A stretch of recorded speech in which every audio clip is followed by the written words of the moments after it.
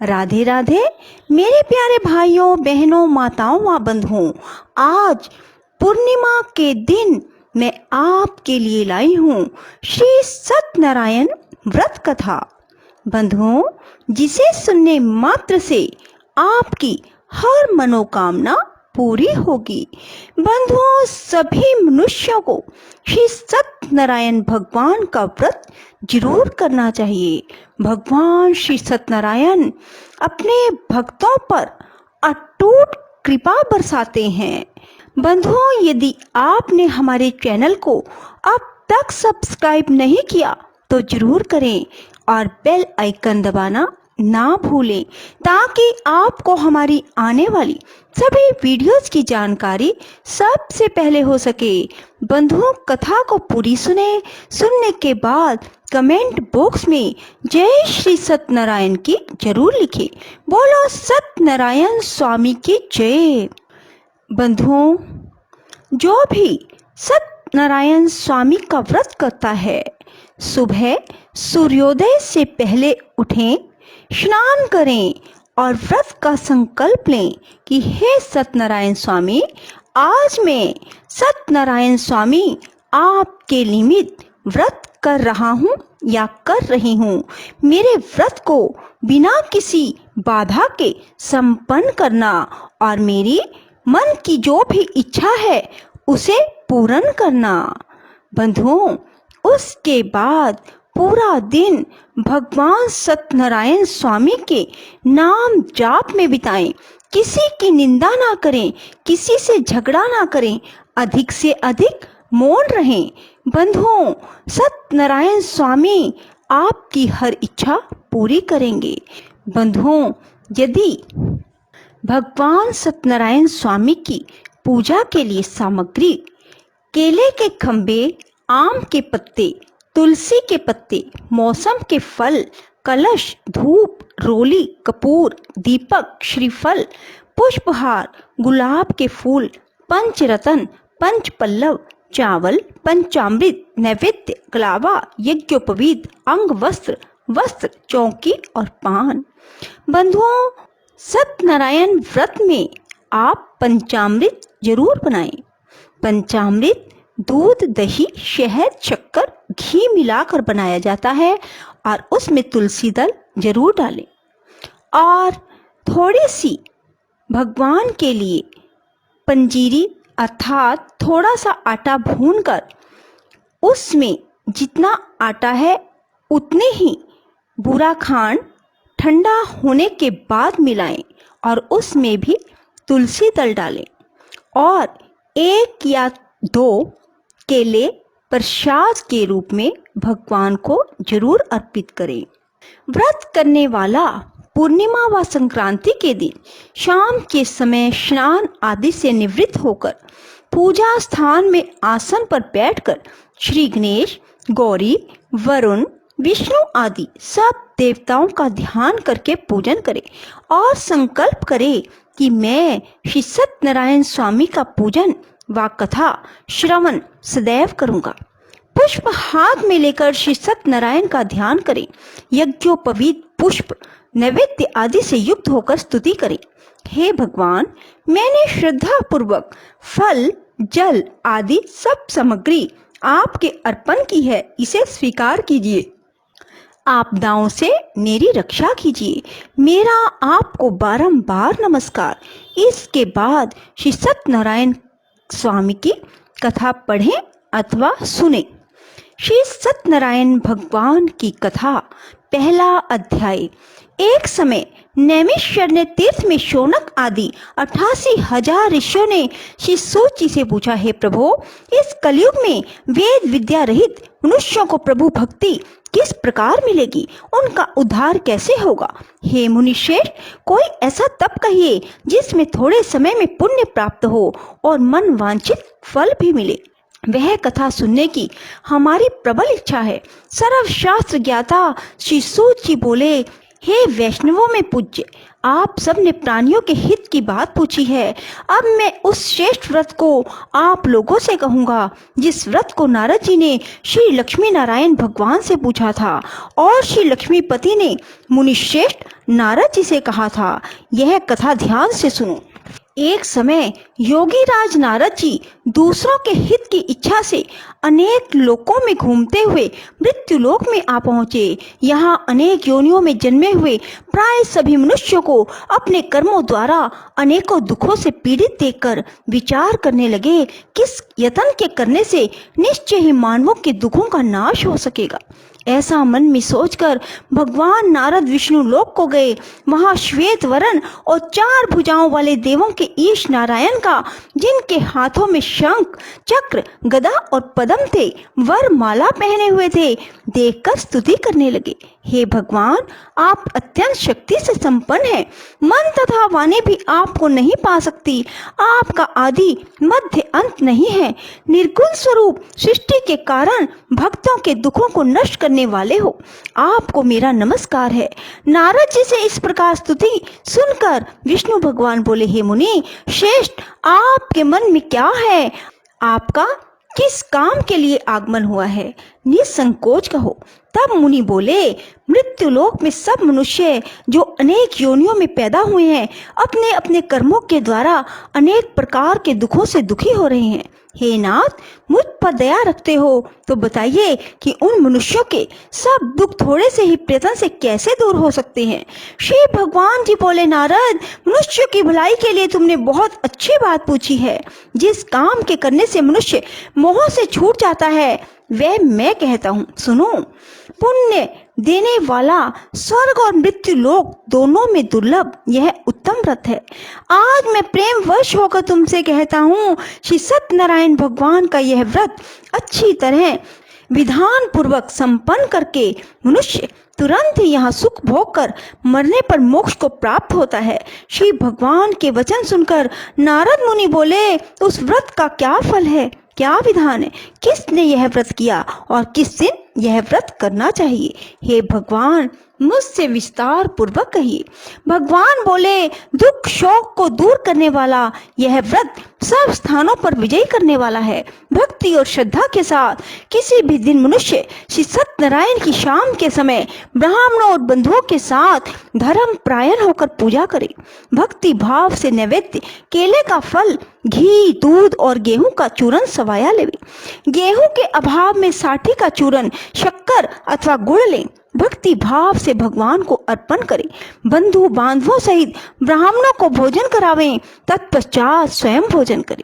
रात्रि में नृत्य, गीत आदि का आयोजन कर श्री सत्यनारायण भगवान का स्मरण करता हुआ समय व्यतीत करे। इस तरह व्रत करने पर मनुष्य की इच्छा निश्चय पूरी होती है। विशेषकर कली काल में मृत्यु लोक पर यही मोक्ष का सरल उपाय है। इति श्री सत्यनारायण व्रत कथा का प्रथम अध्याय संपूर्ण। दूसरा अध्याय। सूत जी बोले, हे ऋषियों, जिसने पहले समय में इस व्रत को किया है इसका इतिहास मैं कहता हूँ, ध्यान से सुनो। सुंदर काशीपुरी नगरी में एक अत्यंत निर्धन ब्राह्मण रहता था। वह भूख और प्यास से बेचैन हुआ पृथ्वी पर घूमता था।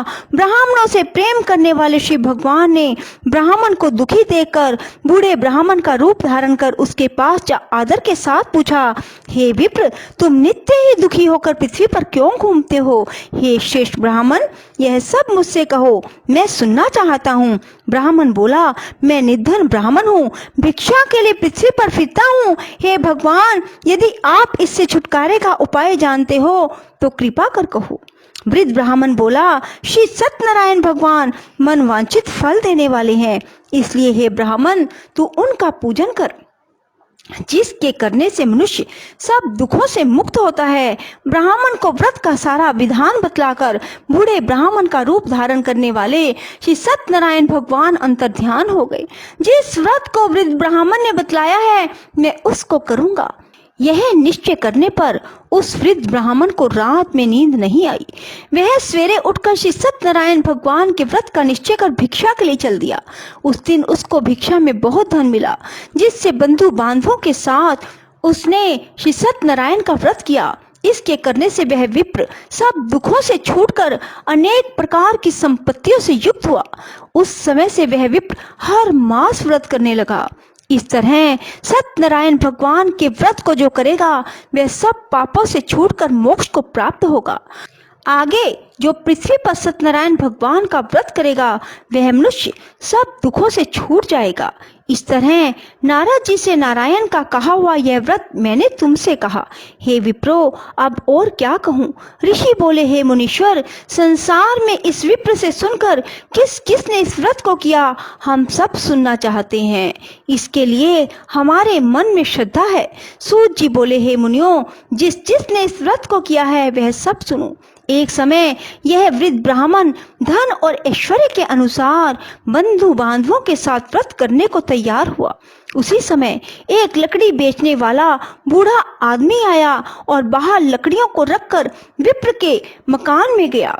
प्यास से दुखी लकड़हारा उनको व्रत करते देखकर विप्र को नमस्कार कर कहने लगा, आप यह किसका पूजन कर रहे हैं और इस व्रत को करने से क्या फल मिलता है?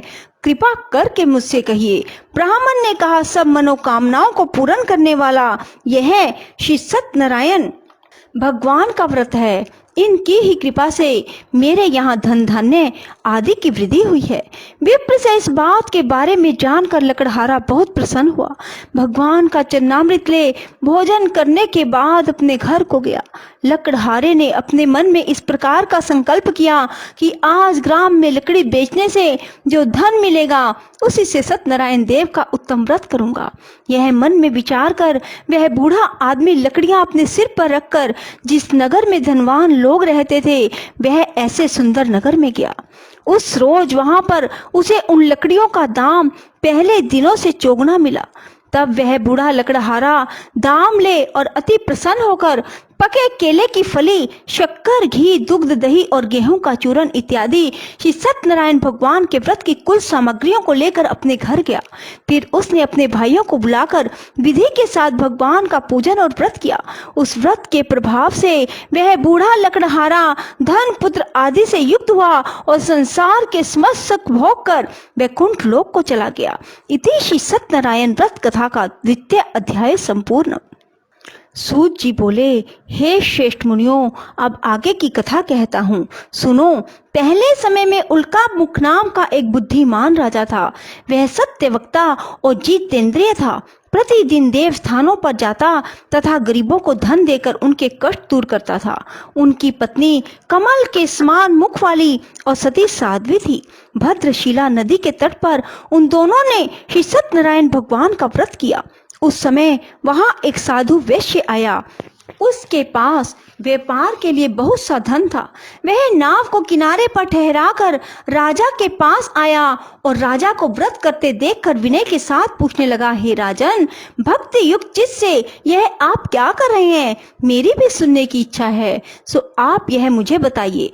राजा बोला, हे साधु, अपने बांधवों के साथ पुत्र आदि की प्राप्ति के लिए एक महान शक्तिशाली सत्यनारायण भगवान का व्रत व पूजन किया जा रहा है। राजा के वचन सुनकर साधु आदर से बोला, हे राजन, मुझसे इसका विधान कहो। मैं भी आपके कथन अनुसार इस व्रत को करूंगा।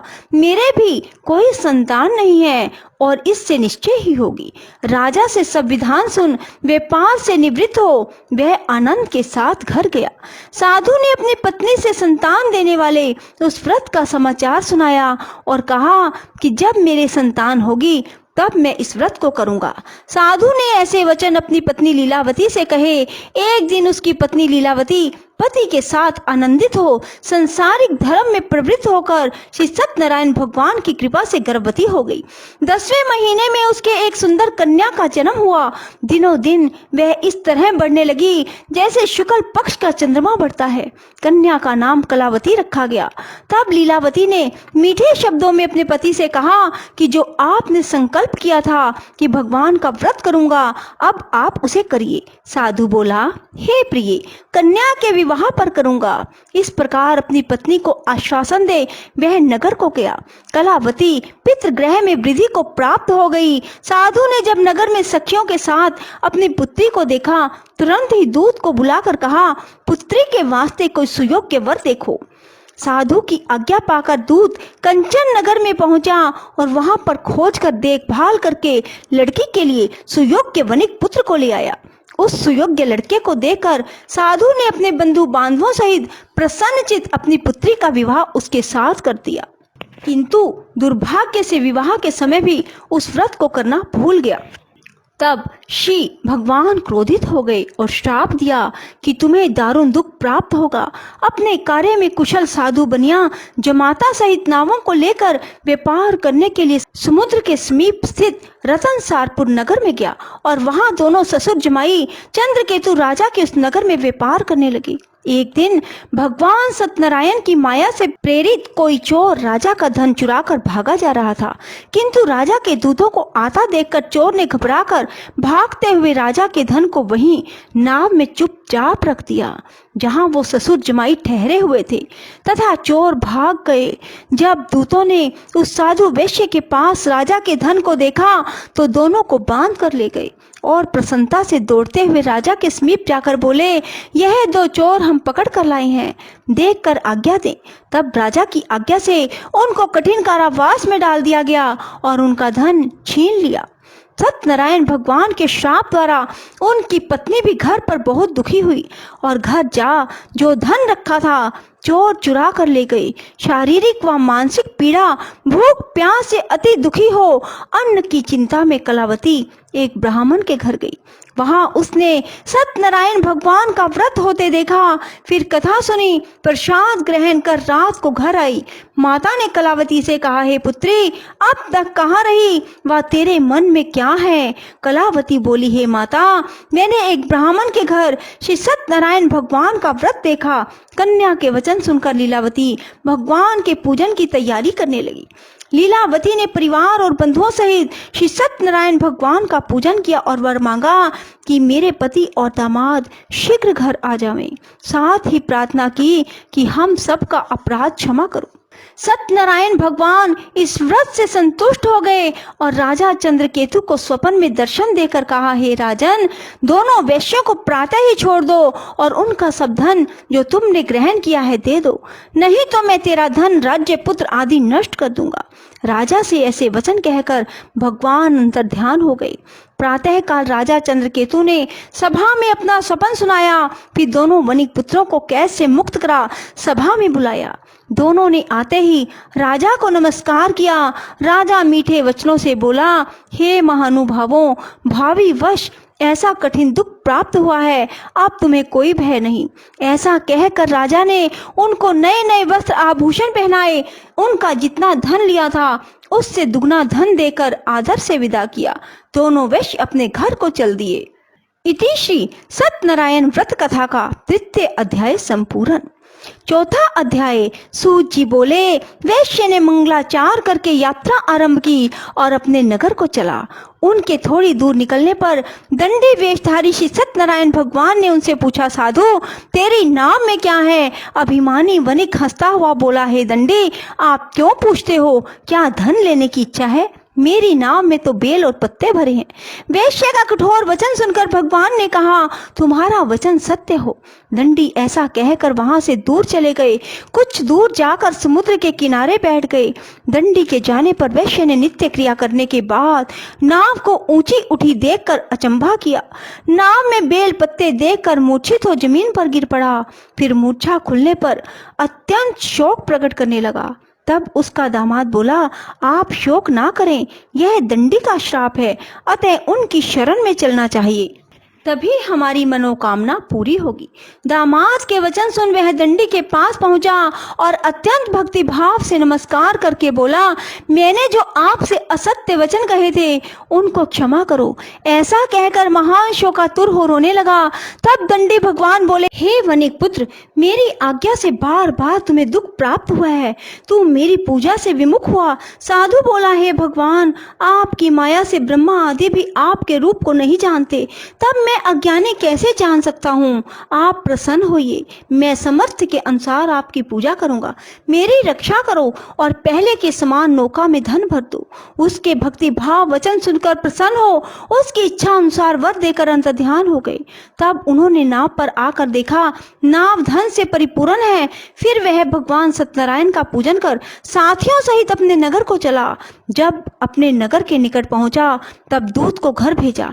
दूत ने साधु के घर जा उसकी स्त्री को नमस्कार कर कहा, साधु अपने दामाद सहित इस नगर के समीप आ गए हैं। लीलावती और कलावती उस समय भगवान का पूजन कर रही थी। ऐसा वचन सुन साधु की स्त्री ने बड़े हर्ष के साथ सत्यदेव का पूजन कर पुत्री से कहा, मैं अपने पति के दर्शन को जाती हूँ, तू कार्य पूर्ण कर शीघ्र आ जाना। परंतु कलावती व्रत और प्रसाद छोड़कर पति के पास चली गई। प्रसाद की अवज्ञा के कारण सत्यदेव ने रुष्ट हो उसके पति को नाव सहित पानी में डुबो दिया। कलावती अपने पति को ना देखकर रोती हुई जमीन पर गिर गई। इस तरह नौका को डूबा हुआ कन्या को रोता देख साधु दुखी हो बोला, हे प्रभु, मुझसे या मेरे परिवार से जो भूल हुई उसे क्षमा करो। उसके दीन वचन सुनकर सत्यदेव प्रसन्न हो गए और आकाशवाणी हुई, हे साधु, तेरी कन्या मेरे प्रसाद को छोड़कर आई है, इसलिए इसका पति अदृश्य हुआ है। यदि वह घर जाकर प्रसाद खाकर लौटे तो इसे पति अवश्य मिलेगा। ऐसी आकाशवाणी सुनकर कलावती ने घर पहुंचकर प्रसाद खाया, फिर आकर पति के दर्शन किए। तत्पश्चात साधु ने बंधु बांधवों सहित सत्यदेव का विधि पूर्वक पूजन किया। इस लोक का सुख भोगकर अंत में स्वर्गलोक को गया। इति श्री सत्यनारायण व्रत कथा का 4th अध्याय संपूर्ण। 5वां अध्याय। सूत जी बोले, हे ऋषियों, मैं और भी कथा कहता हूँ, सुनो। प्रजा पालन में लीन तुंगध्वज नाम का एक राजा था। उसने भी भगवान का प्रसाद त्याग कर बहुत दुख पाया। एक समय वन में जाकर वन्य पशुओं को मारकर बड़ के वृक्ष के नीचे आया। वहां उसने ग्वालों को भक्ति भाव से बांधवों सहित श्री सत्यनारायण का पूजन करते देखा। राजा देखकर भी अभिमान वश वहां नहीं गया, ना नमस्कार किया। जब ग्वालों ने भगवान का प्रसाद उसके सामने रखा तो वह प्रसाद त्याग कर अपनी नगरी को चला गया। वहां उसने अपना सब कुछ नष्ट पाया। वह जान गया यह सब भगवान ने किया है। तब वह विश्वास कर ग्वालों के समीप गया और विधि पूर्वक पूजन कर प्रसाद खाया। सत्यनारायण देव की कृपा से सब कुछ पहले जैसा हो गया। फिर दीर्घ काल तक सुख भोग कर मरने पर स्वर्ग लोक को गया। जो मनुष्य इस परम दुर्लभ व्रत को करेगा, भगवान की कृपा से उसे धन धान्य की प्राप्ति होगी। निर्धन धनी बंदी बंधन से मुक्त होकर निर्भय हो जाता है। संतानहीनों को संतान की प्राप्ति होती है। सब मनोरथ पूर्ण होकर अंत में वैकुंठ धाम को जाता है। जिन्होंने पहले इस व्रत को किया, अब उनके दूसरे जन्म की कथा कहता हूँ। वृद्ध शतानंद ब्राह्मण ने सुदामा का जन्म लेकर मोक्ष को पाया। उल्का मुख नाम का राजा दशरथ होकर वैकुंठ को प्राप्त हुआ। साधु नाम के वैश्य ने मोर ध्वज बनकर अपने पुत्र को आरे से चीरकर मोक्ष को प्राप्त किया। महाराज तुंगध्वज ने स्वयंभू होकर भगवान में भक्ति युक्त कर्म कर मोक्ष को प्राप्त किया। इति श्री सत्यनारायण व्रत कथा का 5वां अध्याय संपूर्णम। बोलो सत्यनारायण स्वामी की जय। राधे राधे। जय श्री कृष्णा। बंधुओं, यदि आपको हमारी वीडियो पसंद आए तो इसे लाइक करें और शेयर भी जरूर करें। धन्यवाद।